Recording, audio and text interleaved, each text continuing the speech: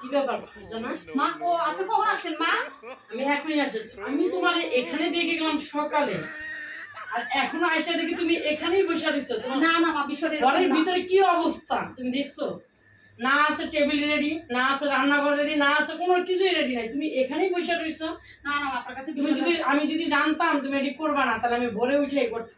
কেন তোমাদের মতন বউদের কোনো ই নাই, ভরসা পাই না। শাশুড়ের গেলেই হয়েছে মোবাইল স্টেট, মোবাইল চালাইবে, এই করবে ওই সেই করবে, ওর সাথে কথা, তার সাথে কথা, বোনের সাথে কথা, মার সাথে কথা, সবার সাথে কথা বলা শুরু করে দাও। শাশুড়ির শুধু ঘরের থেকে বের করতে পারলেই চলে, মানে তোমাদের কাজই এইটা। তুমি আর কোনো কথাই বলো না, তুমি এখানে বসা।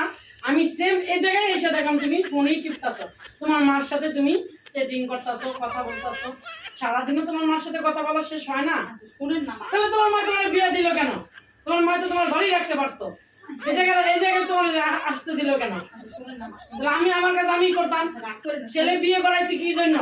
সংসার দেখার জন্য। আচ্ছা মা, দরকার নাই, তোমার কথা শোনার দরকার নাই, তুমি মোবাইলই টিপো। শুনেন না, আপনি তো বাইরেতে আসছেন শুধু রাগ করতেছেন। শুনেন, আমি সব কাজ শেষ করে বিশ্বাস করেন মা, আমার একটু খালি বিশ্বাস করেন, আপনি খালি রান্নাঘরের ভিতরে দেখেন সব কাজ শেষ করে এসে তাহলে জটকা পুরানোর লোকে মাত্রই এসে আমি বসি ওরে আপনার নাতনি মনে আবার নষ্ট করছে, মাত্রই বসে আবার মাত্রই এসে আপনি আবার রুটিটা দেখলাম পড়ে রয়েছে, তুমি তো নাস্তাই খাও না কথা না বলার না জন্য। না, নাস্তা খাইছি, নাস্তা তো সবই খাইছি, আপনি উদয় এমন করতেছেন। আমি বোধহয় এমন করি না, তোমাকে ঘরে ছেলে মেয়ে হবে, তুমি চিন্তা করো না।